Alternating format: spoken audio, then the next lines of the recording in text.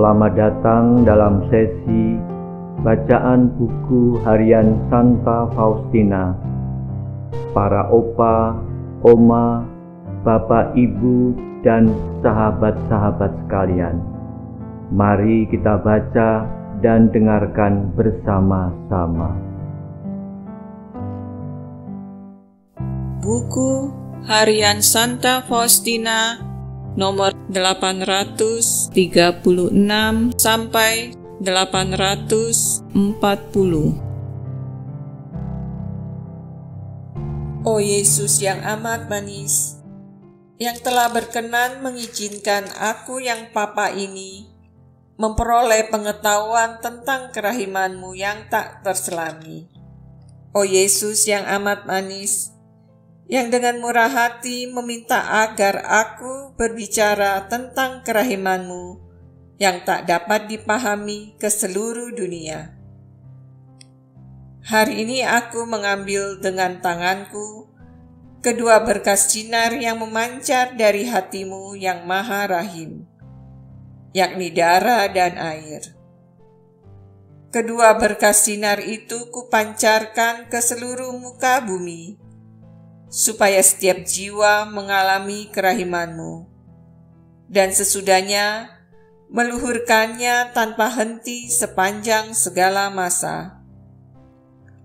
O Yesus yang amat manis, dalam kebaikan-Mu yang tak dapat dipahami, Engkau telah berkenan menyatukan hatiku yang malang dengan hati-Mu yang maha rahim. Maka dengan hati-Mu sendiri, aku memuliakan Allah, Bapa kita, melebihi semua jiwa yang sudah memuliakan Dia sebelumnya. 21 Desember 1936. Radio selalu disetel selepas tengah hari, sehingga aku merasa kehilangan keheningan.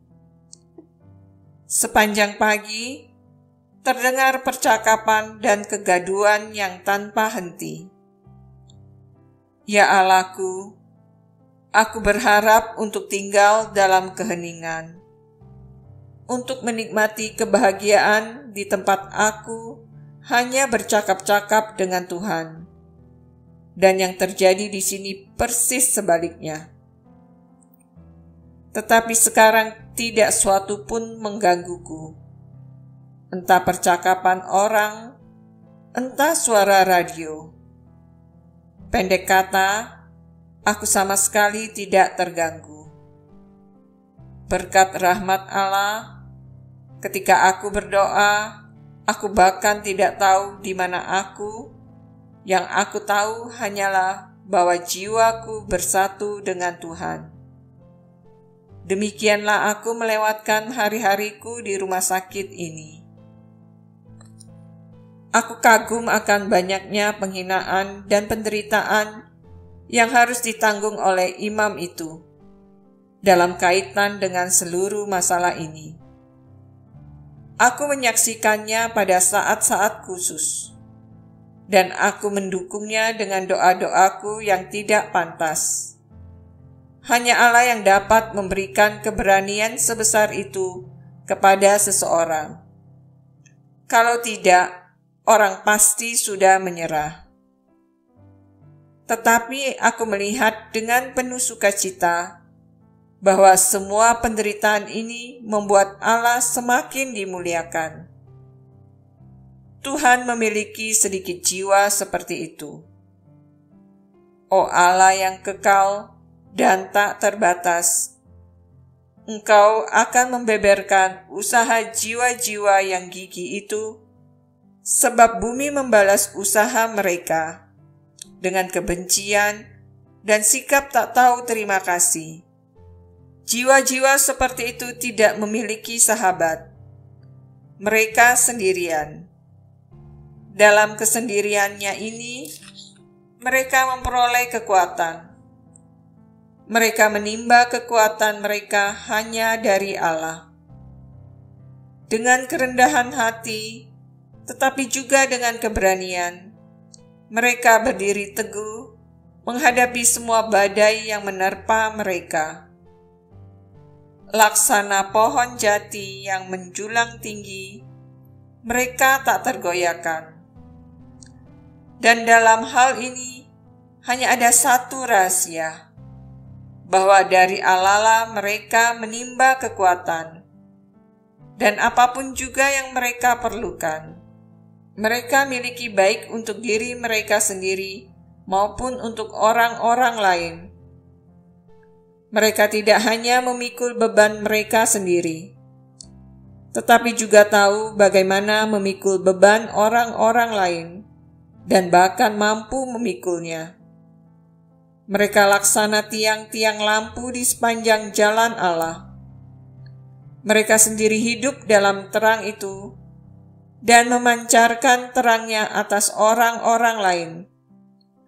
Mereka sendiri berada di ketinggian, dan tahu bagaimana menunjukkan jalan kepada orang-orang yang berada di tempat yang lebih rendah dan membantu mereka mencapai ketinggian itu. Oh Yesusku, Engkau tahu bahwa aku kurang pantas menulis dengan baik. Dan di atas semua itu, aku bahkan tidak memiliki pena yang baik. Seringkali pena itu begitu jelek, sehingga untuk menyusun kalimat aku harus menuliskan huruf demi huruf. Dan ini belum semua. Aku juga mengalami kesulitan dalam menjaga agar hal-hal yang sudah aku tulis tidak dibaca oleh para suster. Dan sangat sering aku harus menutup buku catatanku setiap beberapa menit untuk mendengarkan dengan sabar cerita seseorang. Dan kemudian waktu yang aku sisihkan untuk menulis telah lewat. Dan apabila aku menutup buku catatan secara mendadak, maka tintanya lengket. Aku menulis dengan izin para superiorku, dan atas perintah Bapa pengakuanku. Ini adalah hal yang aneh. Kadang-kadang aku dapat menulis dengan sangat baik, tetapi pada waktu-waktu lain, aku hampir tidak dapat membaca tulisanku sendiri. 23 Desember 1936. Aku meluangkan hari ini bersama Bunda Allah dan mempersiapkan diriku untuk perayaan meriah kedatangan Tuhan Yesus. Bunda Allah mengajariku tentang kehidupan batin jiwaku bersama Yesus, khususnya dalam komuni kudus. Hanya di alam abadi kita akan mengetahui misteri agung yang dihasilkan oleh komuni kudus dalam diri kita. Sungguh, saat-saat yang berharga dalam hidupku. Demikian telah kita baca dan dengarkan bersama-sama buku harian Santa Faustina hari ini. Kita akan lanjutkan bersama-sama besok di waktu yang sama. Berkah dalam.